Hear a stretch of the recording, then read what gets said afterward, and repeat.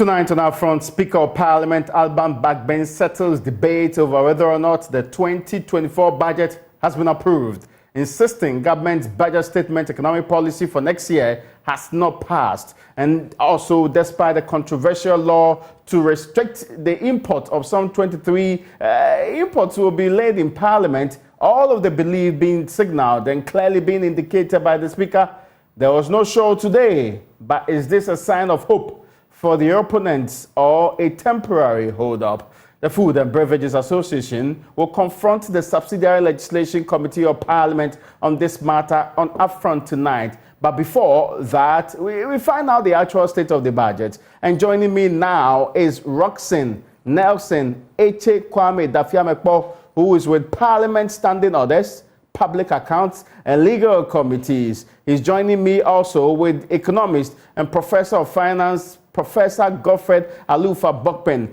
The understanding certainly we should have from these gentlemen is what does it mean to have the current stalemate in Parliament? Certainly, we sure should be able to get the clarity after this break.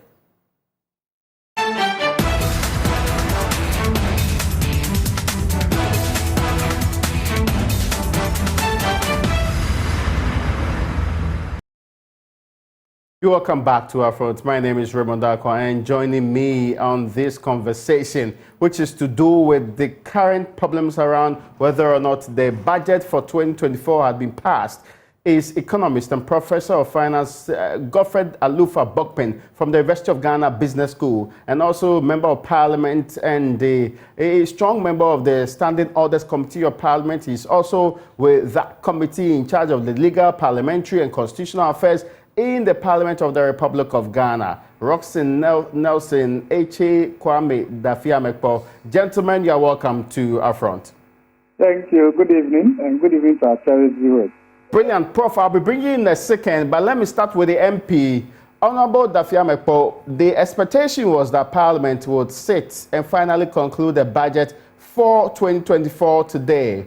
The Finance Minister yesterday told everybody in Ghana that budget had passed, but there was no show on the budget today in Parliament. Exactly what happened? What happened was that yesterday was slated for the leaders of the two respective caucuses, that's the minority leader and the majority leader, to conclude the debate on the principles underpinning the budget. Now, customary as practice, when that is done, then the Speaker will put the question on whether or not the principles underpinning the budget statement be adopted. And that happened yesterday. Now, the controversy was that when Speaker, in his opinion, declared that after the voice vote, the aye, which was the majority side, carried the day, our deputy minority leader ruled pursuant to Order 113 to challenge the opinion of the Speaker on the outcome of the voice vote, and consequently requested for a division. And that is pursuant to the standing order I just quoted. And in the course of pursuing the outcome of the division, which will lead to a head count, there was some misunderstanding. Clearly, the majority were not happy about the Speaker's directive that as part of the head count, a member's name will have to be mentioned for him to respond to his name sitting at his place or her place. They didn't like that directive as part of the head count procedure. And so they take a walkout, which is their right. But the question you have to ask is, why would a party in government whose president has caused a budget in pursuance with the constitutional provisions in Article 187 to be presented in Parliament and debated and approved, will walk away from the stage at which the principles underpinning the budget to be adopted. And so when they stage the walkout, Speaker has to suspend the House for some 30 minutes. And when Speaker eventually returned to commence proceedings, to resume proceedings, he proceeded to adjourn the House on grounds that in the course of calling for division, some unruly conduct were recorded on the floor. So based on that, Speaker adjourned the House to 10 a.m. today. Our expectations were that this morning, all 275 of us will be present in the House to conduct business as usual, which may include the business of concluding the vote on adoption or non-adoption of the principles of the budget. Now, to put the matter in context, the order paper as produced today for our business contains 43 business items, and these contain motions and presentation of papers as well as questions to be responded to by ministers of state. But our brothers on the majority side decided to boycott proceedings today, except their leadership. So we have just adjourned for the day. And at the time of adjournment, only the majority leader and the deputy majority leader were holding the fort at the majority side. And I'm sure your counsel will bear me out. And so, briefly, this is the status of matters arising past today. Did the majority leader and his deputy admit that the budget had not passed? Yes, they agreed. And therefore, as part of the matters that we agreed to today, he has proposed that the decision to vote, the decision to decide the fix of the budget, at least in respect of the principles underpinning it, be taken on next Tuesday. That is today's week. So you said Tuesday or Thursday? That is next Thursday. That is today's week. Okay. So that's when you attempt to pass this budget again? So don't say that I attempt to pass the budget again. The budget has not been passed. There's a procedure in adopting the principles underpinning it. That procedure is not concluded. So the minister responsible for finance, I am sure he runs ahead of himself to address the public and to the effect that the budget, as far as it's concerned, the budget has been approved. The budget has not been approved. And indeed, the approval of the budget doesn't happen at this stage. The approval of the budget will happen on the last day of sitting. That is when we pass appropriation. That is when we approve the budget. So his understanding of the procedure of Parliament, with all due respect to him, is a bit limited. So what was suspended yesterday? What did not happen? Was it not the same approval of the budget? No, there's a procedure. Now, what happened is a decision was supposedly taken. That decision has been challenged by the minority. And when that happens, Order 112, 113 will kick in. Because the head note, if you take a standing order, the head note for Order 112, 113, 114 is all under a division. So it is a provision that is to guide the House when a challenge is raised in respect of a decision given by the Speaker. And in this case, the Speaker gave a decision, and the decision was to the effect that in his opinion, in his considered opinion, the I had the vote, because it was a voice vote. It was not a head count. Okay, before we move it, forgive me, before we move on to bring in Prof, there is an update that I need to bring to your attention. There's a statement from the majority in Parliament, and that statement says here that following the conclusion of the debate on the budget yesterday, the Speaker, as per the established protocol of the House, was to put the question. After a period of deliberation, the Speaker posed the question, and it proceeds to do that the decision to call for a division was certainly not the initial application. Leadership of the majority, well aware of that, under the rules, being absent during the head count disqualifies a member from being recorded present, whereas a division is supposed to. They move on to make the deliberate and clear-cut decision that, to their best appreciation and understanding, the budget had passed.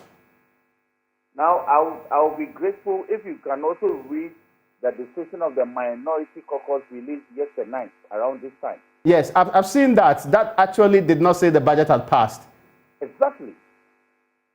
So let me ask the Majority Caucus. Let me ask them. Let me pose this question so that tomorrow or later tonight you can pose it to any of their ranking members or any of their leadership. How come this evening, just about 30 minutes ago, the majority leader and leader of government business agreed that the decision to approve the principles of the budget be taken a week from today. That is next Thursday. Okay. And that is a matter that the hazard and the record of the House will bear me out next Monday when we come back to the House. So the statement released by the majority in respect of the matter is totally misleading. It is calculated to put that into the eyes of the general public to be disregarded. The budget as it is has merely been debated, and conclusion of the debate and we've concluded the debate on the principles. The decision to adopt or not to adopt is still in abeyance. I guess I'll surely be having the Member of Parliament for Asante Atim North on this conversation, and he should be answering that question. But I'm grateful to you, MP Roxanne Nelson Dafiamekpo. I had to bring in Professor Godfrey Bokpena, Prof. The budget has been held in abeyance, at least if you believe what the minority and the Speaker of Parliament are saying. What are the implications of such a decision for a country that was hoping to get the second tranche or the release of that $600 million or so? Yes, $600 million amount from the IMF. Again, we are still engaging creditors. What's the impact of this on that too, possibly? Raymond, good evening and good evening to our service viewers. Well, so let's look at them separately. The IMF supported program, of course, the 2024 budget plays a key role. There are some measures in the 2024 budget that are derived directly from the IMF supported program.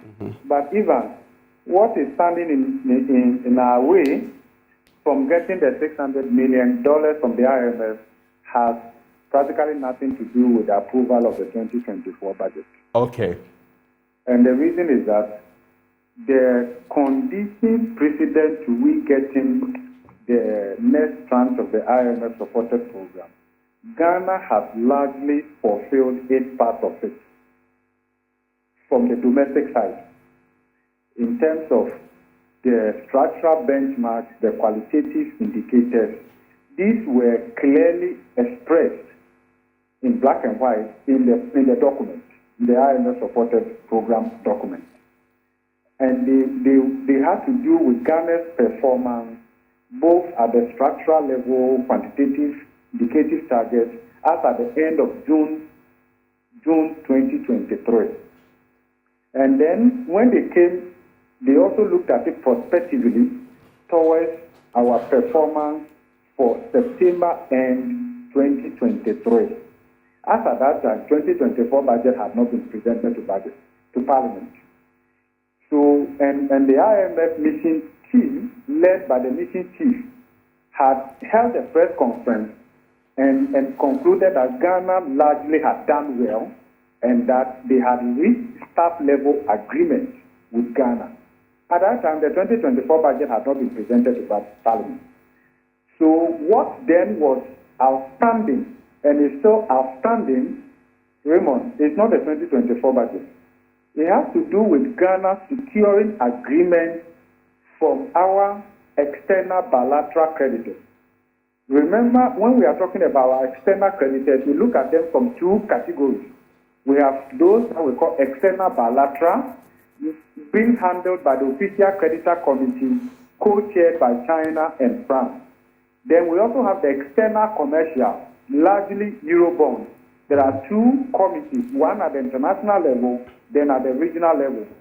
What is holding the 600 million from coming actually doesn't have to do with we securing an agreement with the external commercial, but rather with the external bilateral. And that is where the issue is. And therefore, the country has to focus on making significant progress with the external bilateral being handled through the Official Creditor Committee. That is where the focus should be. And therefore, nobody should think or be told that the reason we are not getting the 600 million has to do with Parliament not approving the budget. No, that is not entirely true. But are there any other implications for economy generally because we know this budget is for 2024, in all fairness, and it's a procedure, as just been explained by Roxanne Dafiamekpo. Mostly the last day of Parliament for the year is when they end up approving finally after appropriations every section of that particular budget. But the policy principles, the deferment of the approval of that, is there any impact of this on our economy from all fronts? Typically, the 2024 budget, government can only spend or actualize their intentions from January 2024. But the general risk is that if there is uncertainty about the passage of the budget, and for now that is not crystallizing, then one will say that there is significant risk to the extent that Parliament is following its own procedure and all of that. Then we cannot say that we are at the point where economic uncertainty has been introduced because the budget hasn't been approved. Remember that the risk becomes a bit more heightened if it's towards the end of the sitting of Parliament, and there is risk that the budget may not be approved before Parliament will go on break. Then we can begin to talk about the heightened risk. But for now, I want to believe that the risk is very low. Of course, generally, if government budget and policy statements are approved, it works well in building confidence in the economy and all of that. Remember, if you can't win over your own MP here, it's a bit difficult winning over other external stakeholders for that matter. And therefore, government has to work with the minority to make sure that if there are changes are required and or so, that has to be accommodated so that the budget overall is passed, at least before the Parliament goes on break for Christmas. Before I let you go, Prof, the outstanding issue I understand is to do with the taxes plus the tax reliefs that were put in the budget. And I'm talking here about also exemptions. About $450 or so $1 million exemptions list that government has actually given to be passed by Parliament, and the rejection of same by the minority. Also, the call for any element of a tax increase in the budget to be removed. Are these legitimate calls to hold the approval of such a budget by? I want to believe that there's a general consensus that the taxes are just too burdensome. There's a general consensus that government needs to take another look at its tax policy and the measures in the 2024 budget across private sector and households. And we support that. We are aligned with that view that government is overtaxing. The burden of taxation is beyond what households can bear in private sector.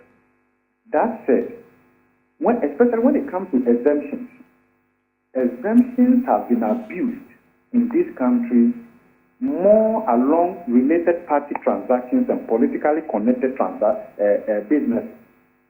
which on the average does not inure to the overall benefit of Ghanaians. And therefore, there is scope for minority to hold out. And I believe that that is generally in line with our expectations also, that, when you create frictions in the economy, and that is what we have been doing over the years, we create frictions, and then when we realize that these frictions are having negative impact on businesses, then we try to offset that burden by going through other channels and getting tax relief that will not be generally available to any Ghanaian business unless you go through a certain procedure, probably politically connected or so, in order to have that advantage. That is not good. It's not every business that will be comfortable to be identified with a political party in that way. And that is why when we go through regime change, when one party goes into opposition, the rest of it, you see that there's some kind of uneasiness among the business community about how the next government will treat them, because they were on the list of beneficiaries of the previous government through certain initiatives and the rest of them. Generally, that approach does not inure to the benefit of our private sector. It's not every business that would want to be known in that regard, and therefore we should be looking at pursuing tax policies, general fiscal policy, and monetary policy that is conducive enough for every business to be able to do well, regardless of their political affiliation, or who knows who and who doesn't know.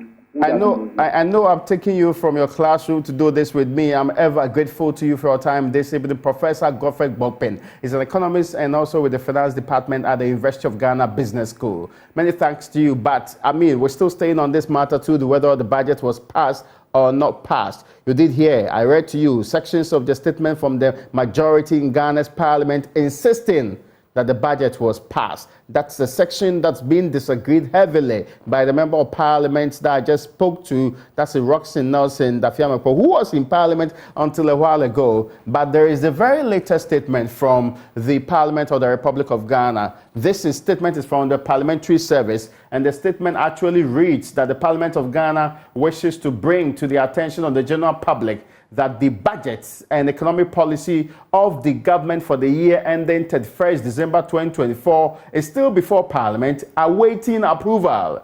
A consensus approach is being pursued towards its approval. It is recalled that during proceedings yesterday, the Right Honourable Speaker Alban Sumana Kingsford Bagbin had put the question for a vote for the approval of the budget statement for the year ending 31st December 2024. Question put, and in the opinion of the Speaker, the voice vote in favor of the motion was carried. However, the Honourable Member of Parliament for Elembele and Deputy Minority Leader Emmanuel Ama Kofi-Boa challenged the opinion of the Speaker on the voice vote and called for a head count in accordance with Standing Order 1132.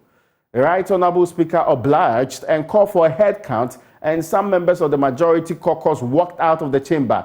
It is instructive to state, the statement continues, as per practice in the House on daily basis before sitting commences, the Speaker and the leadership of the Parliament from both sides of the House usually have a pre-sitting discussion and agree on how to manage the business of the day. At a pre-sitting meeting held yesterday, 29th November 2023, it was agreed that voice votes will be taken on the budget. However, in circumstances where the Speaker's opinion on the voice vote is challenged, head count will be taken. The agreement is exactly what the Right Honourable Speaker complied with. Subsequently, the Right Honourable Speaker under Order 104 adjourned the House till Thursday, that's the 30th of November 2023, that's today, at 10 a.m. Standing Order 104 states that in the case of a grave disorder arising in the House, Mr. Speaker may, if he thinks it necessary to do so, adjourn the House without question put or suspend the sitting till a time to be named by him. Of course, that explains why the House was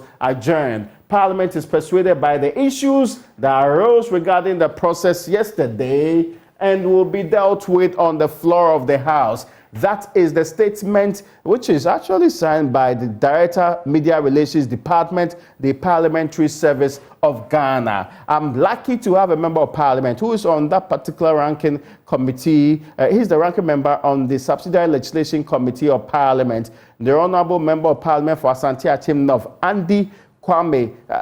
So, Honourable, you're welcome very much to Upfront. I hope you are doing well this evening. If you could unmute, I definitely am struggling to get to hear from you. So if you could unmute, I'll be glad to have your... Okay. Brilliant. I hope I do well this evening. It appears the Speaker's communication through the Parliamentary Service has settled the matter as to whether or not the budget was passed. Yes, wonderful. As to whether the budget was passed yesterday. There's a statement from the majority, which you belong to, that's suggesting that that budget was passed. The Speaker says, no, the budget has still not been passed. Exactly how do we resolve this?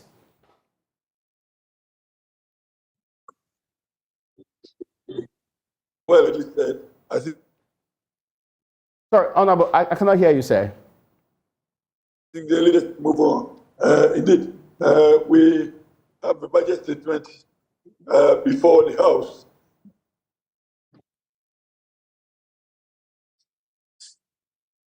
Well, I'm afraid I'm not sure. I'm struggling to get a good connection to Honourable Andy Kwame Appiah-Kubi on the very latest development in the, I just read to you, the statement from the Parliamentary Service seeking to settle the matter whether or not the budget had passed, which is the position the majority took. Honourable, I'm asking, the majority appears to have a different view of what happened yesterday compared to what the Speaker is actually saying through the Parliamentary Service. Exactly how do we resolve this, sir? Yeah,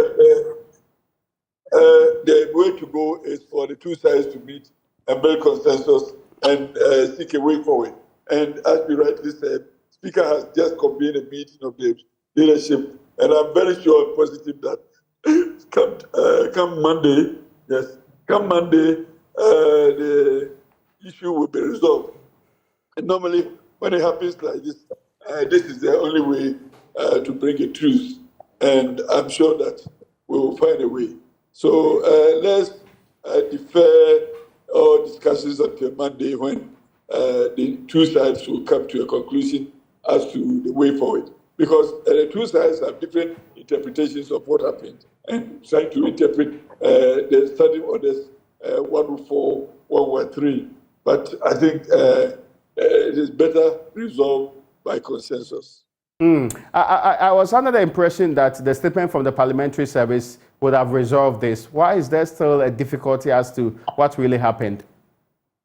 Well, the statement from the Parliamentary Service is also an opinion of the service, which is also not automatic endorsement of the position. That can also be challenged. And you know that in all cases, matters of this nature, constitutional as it is, may be subject to even judicial interpretation, which sometimes we deem not necessary. And I'm sure that the approach of the Speaker will better resolve the issues for all of us. Now, some will say all that was required of you, majority, was convince the finance minister to listen to the concessions the minority is asking for. Is that what's preventing you from doing so, so that this budget passes? Can you hear me, sir? Yes, sir. Can you hear me? Well, I think... I'm happy I have you back on. Yeah, no, I was asking, exactly why are you not listening to the minority so that this budget will pass? When you say we are not listening, I don't know what it is that you want us to listen. The demands they have made, demands on the exemptions list, demands on the residual elements of taxes within the budget that they want removed.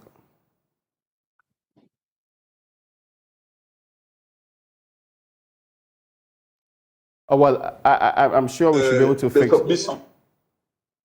Yes, honorable, yes. Yeah. I would have thought that these discussions should have preceded the reading of the budget. Indeed, in the Parliament. I think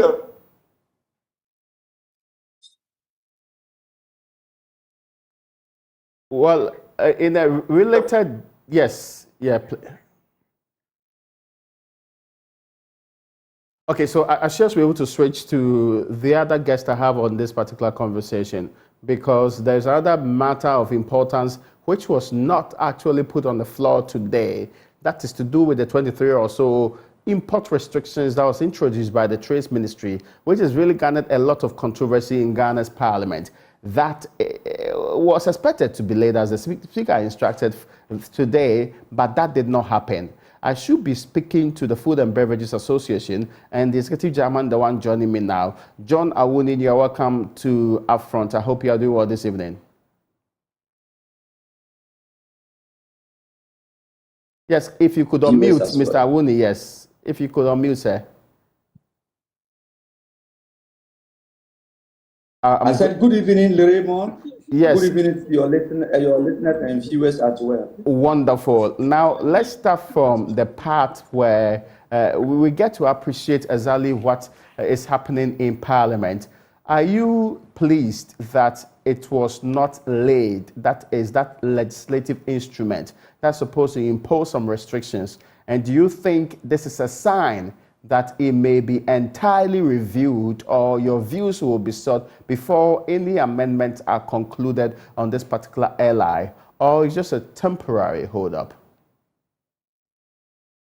Well, for me, I am of the conviction that it will not be laid, in the sense that almost the entire business community, with the exception of AGI, have kicked against this LI.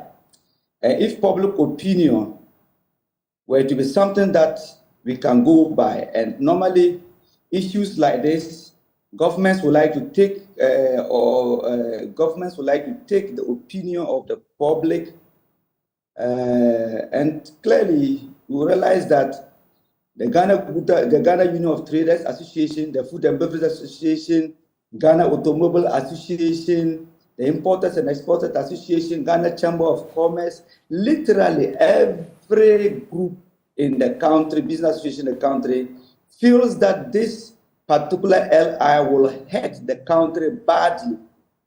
It will hurt the citizens badly. It will hurt consumers badly. And though the principle in it, in terms of boosting local patronage and consumption of local goods, is very good. All of us will readily support any activities of the government to improve upon our self-sufficiency. We believe that it must not go by the way of law. It must not go by the manner in which it is currently done. And so, it not been laid in Parliament, it is my conviction that leadership is listening.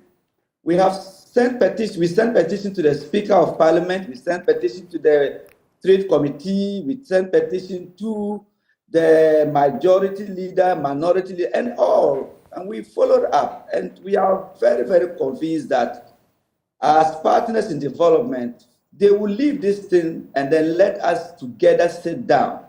We have very fine ideas, not necessarily that we are businesses. Indeed, we are businessmen and we have succeeded in our businesses.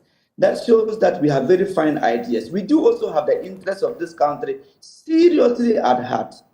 And we are also not happy with the current state of the country in terms of our production levels, in terms of the production sector, the manufacturing sector, and the distributive sector. If you have a situation in an economy where the service sector is dominant, that is not too much good economically. The production sector must do very well, and let the service sector go down.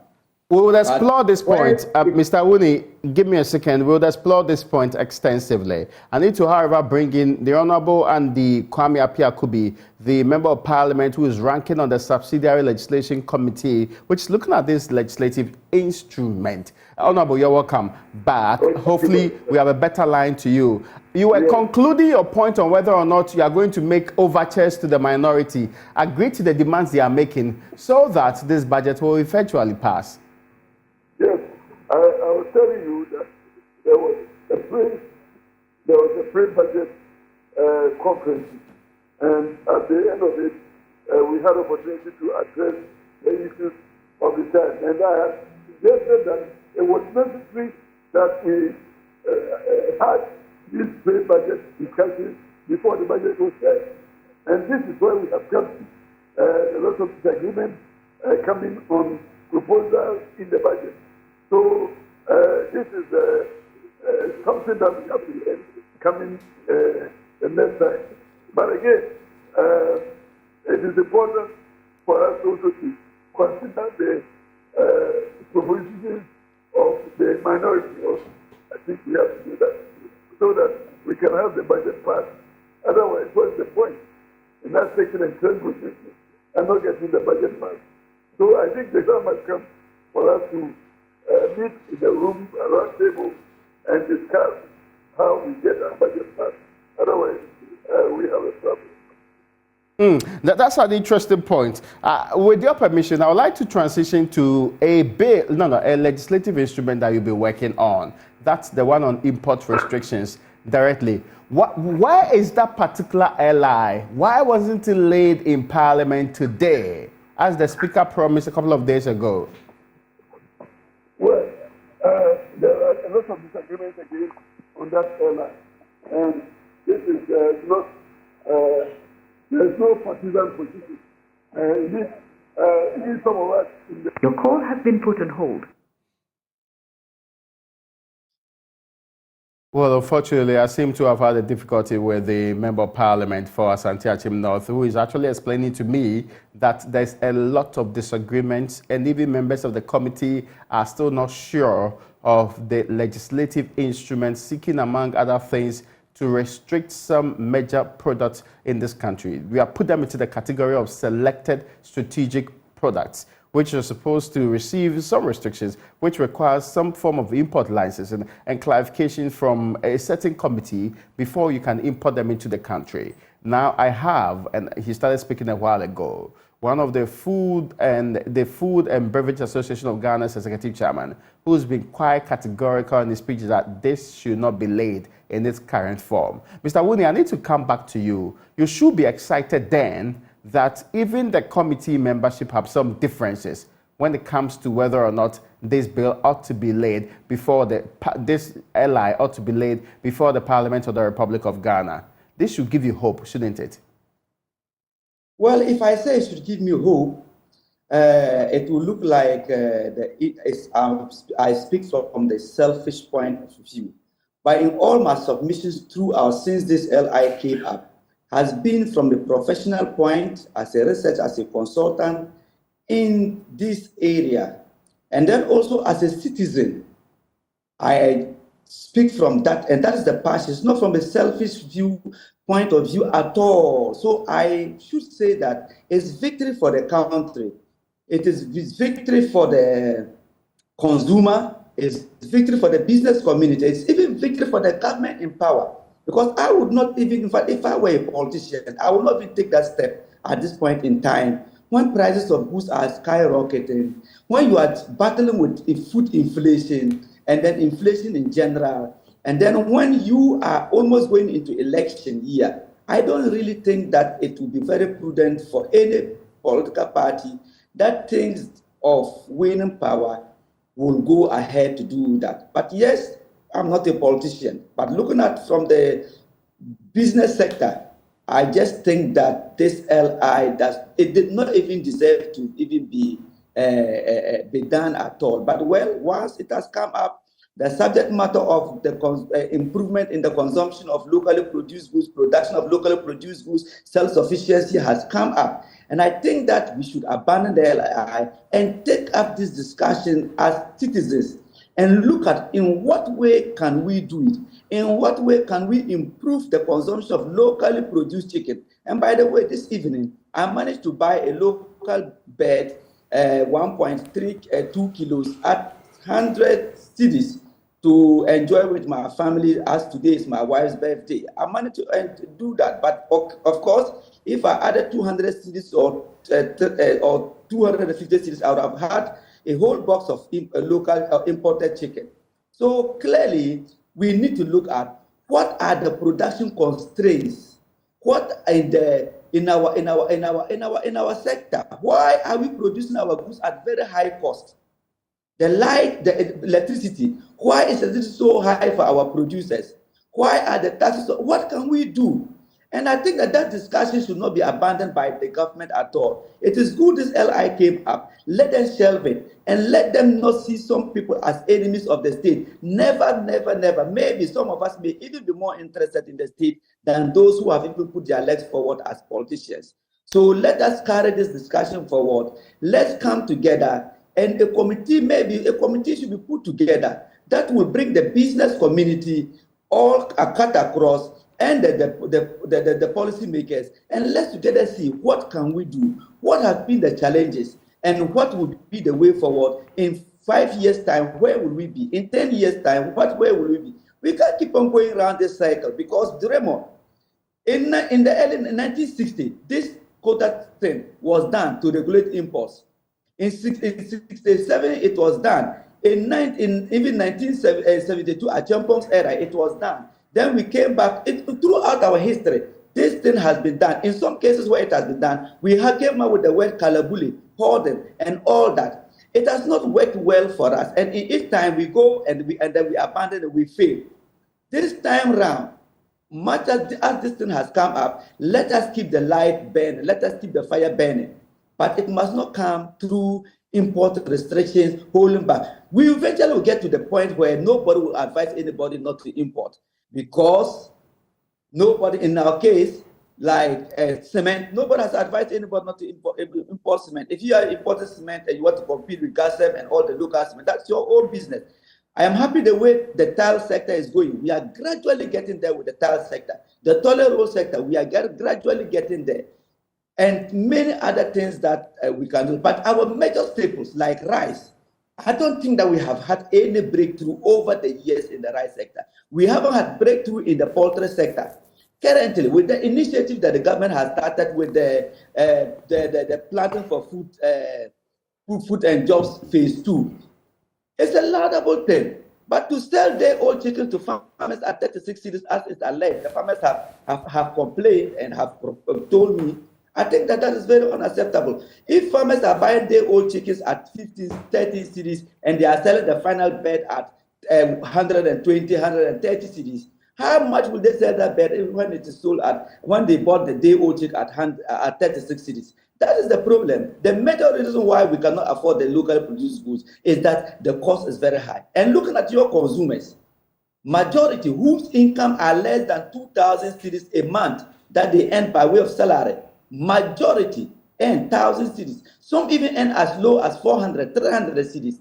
And you can't just force them to go and buy a box of locally produced chicken, which is 1,000 cities for 10 kilos. The salary will not even be enough. For those who earn 2,000 cities, if you take 1,000 cities and go and buy locally produced chicken in the name of patronizing locally produced goods, what is left to buy rice? What is left to pay your rent? What is left to pay your school fees? This has been my point, and I'm appealing to the government to listen and put some of us together, put people together, and let us see what we can do. If we have a commercial a producer of rice, let's see what he can produce. Let us see whether people can introduce or get off-takers to sign contracts with the person, to encourage the person at good price. Not that anybody should be selfish in this production chain. The producer should not be, or manufacturers should not be selfish. The wholesalers shouldn't be selfish. The retailers should not be selfish. The end thing is that the consumer must benefit. The consumer is the food soldier. The consumer is the ordinary citizen that whose interest we must reflect. If I may, by the grace of God. Yes, if I may interrupt that flow, I wanted to ask a question about the very airline that's before Parliament here. I understand the agreement is to include your grouping. Already there is the Association of Ghana Industries represented on the committee that's supposed to be issuing or reviewing requests for importation within the restriction grouping. Now, I understand is your very grouping, the Food and Beverages Association of Ghana, is supposed to be included in that. Have you heard of anything like that? will that then change your mind about the status of this LI? Yeah. Absolutely not. I am never aware about us being included. But the issue is not even about being included. How prepared is Ghana to handle food crisis? How prepared is Ghana to handle price hikes higher than it is currently? How prepared are we? What I see on the ground is that we are absolutely not ready. The planting for foods and jobs, let me come back to the chicken thing, was supposed to be ready by December. Come around. I've spoken to majority of the poultry producers. They don't have any local chicken to sell. They don't have it. Rice, where is it? Let's go into the markets. Well, it's plantain season. We can see plantain and cassava, but these are seasonal stuff. But what is our major staple is the rice. What's our major staple is the chicken. What about even sugar? Where is the sugar plant? No. We cannot introduce an LI based on the promises of people. And I have said over and over that I came even with one of the biggest investors in this, producers of sugar in this country, in the world. They were not, the government of the day refused, governments of the day refused to honor their proposals based on promises. The taste of the cake is in the eating. Prepare the cake. Let's eat, and then we know when it is good, we will order more. And that was what these previous presidents and previous governments said. And I think that it's not about being included. I just think that as a country, and I just know, not think, I just know, and I know for sure that this LI, when it comes up, it will only amount to rent seeking. It will only amount to people getting very rich at the expense of the ordinary citizen, at the expense of the Ghanaian. The price of rice that is currently 750 cedis per 50 kg, it will go to 1,500. Those who promise to produce have not yet produced. They don't even know what yield they will get. They don't, and majority are going to be dependent on rainfall. If you are in the north looking to deal with outgrowers will disappoint you because I have been in that area before. So we are not being negative that we cannot do it. We can do it.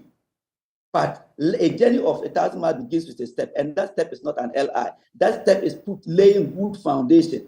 And the Bible says that if the foundations be destroyed, what can the righteous do? We have no good foundation.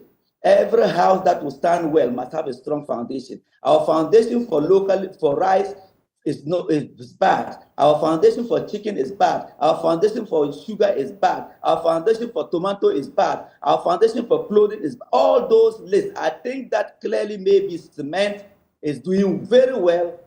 The tiles is doing well, not even as much as, and then a few of them in there can be dealt with. But even when we even come like tomatoes, we have tomatoes manufacturers in the country. And this LI, I said, let's put it aside and come back and sharpen some of these things. Yes, there's a tomato manufacturer in the country, but do they go and buy tomatoes from the producers of tomatoes? No, the majority of them bring in tomato concentrate, can it here and send it out. Majority bring a concentrate of juices, and then they can it here and give. What can we do to make sure that they have direct link with the producers of these crops? What can we do to let them be linked up to pineapples? So that we can tie their hands to, you must use local pineapple, use all the orange, use the mangoes and all the fruits that we have, but not just bring concentrate and pretend that you are a manufacturer. Manufacturing what? You are just a packaging firm. So a majority of the firms around claiming that they are manufacturers are doing this. And this is what government must look at, not that AGI, and AGI is clearly fine. And the industry must grow. And I have members, AGI members who are AGI members and also members of Food and Beverages Association. And we will do everything. We will never kick against supporting industry to grow. Never, never. If industry grows, I grow. I can also invest in industry and all that. So clearly, I don't think that it's a good idea to go by LI. We are not prepared. Raymond, we are not prepared. That is a fact. And the both sides know. The NDC side know we are not prepared. The NPP people know that we are not prepared. And that's truth. That's why it is not even taking partisan stance. They know on the ground that it is not true. If it is true, nobody can come out and kick against it. The day it is true, like cement, nobody came out with law. We are all buying locally produced cement.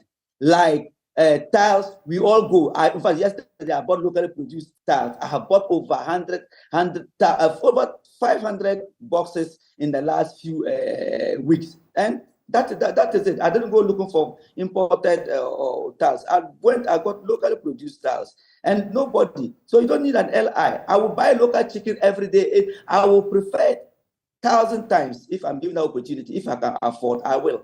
Now, there was a conversation that big institutions and groups like AGI are the ones with the legitimacy to represent the industry when it comes to engagements of this sort. And groups like yours, and it's not so clear who the members of the group are, so you rarely does not have the history to posit a representation of a certain group of people who should be considered when it comes to any relevant government legislature. I can give you, I can mention over 100 members of who are our members. We have, I don't know whether it is permitted. Accra Brewery is our member. All the beverage producers are our members. They are members. If they don't know, and they pay. They are members in good standing. The shops, indeed, if you are to talk about those who control this economy, it is FABAC. Well, I guess those who control the economy is FABAC. It is not necessarily AGI, but that is not even the issue about who, whatever, not. If you think that I'm just sitting down doing things on my own, no, we have a group, and the group has a history. It has a history of almost 20 years. Food and Beverage Association is a registered association, and it's a history of 20 years. So it's not like who are WUNI's members. Well, if I don't have members, why should I go about talking? In any case, I have my expertise. I have to just keep quiet, let them fail and be disgraced. Because even previous times, I have cautioned governments that they started poultry. I said, the way you did your poultry, you will fail. They say, oh, no, you are negative. I said, okay, fine, go ahead. They failed. I'm grateful to you. Unfortunately, I've run out of time, Mr. Wuni. He is the president of the Food and Beverages Association of Ghana. Many thanks to you also, the Member of Parliament, Roxanne Nelson, Dafiamepo, Andy Kwame Apiakubi, who also told us about what the Subsidiary Legislation Committee is doing in Parliament, and that debate is still on. Has that particular budget passed? Majority disagrees with Parliament on this matter. Many thanks to you, ladies and gentlemen, for watching Upfront tonight.